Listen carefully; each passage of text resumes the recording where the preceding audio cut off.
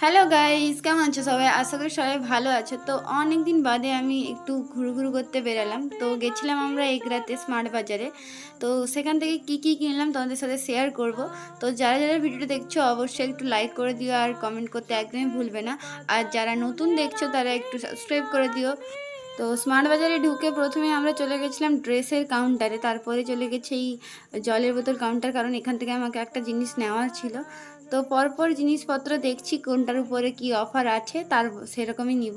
তো আমাদের নজর তো সবসময় খাওয়ার দিকে, তো প্রথমেই চলে গেছি খাওয়ার কাছে কি কি কুকিজ নেওয়া যায় সেগুলো দেখার জন্য। তো এখানে ছোটো ছোটো টেডিগুলো জাস্ট দারুণ ছিল, কিন্তু দামটা অনেকটা বেশি।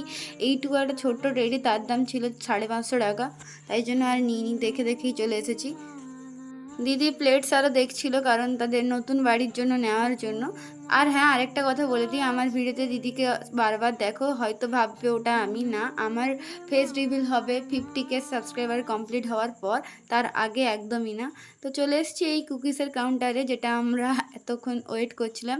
তো কী কী কিনলাম তাদের সাথে শেয়ার করব আজকের জন্য। বাই, দেখা হচ্ছে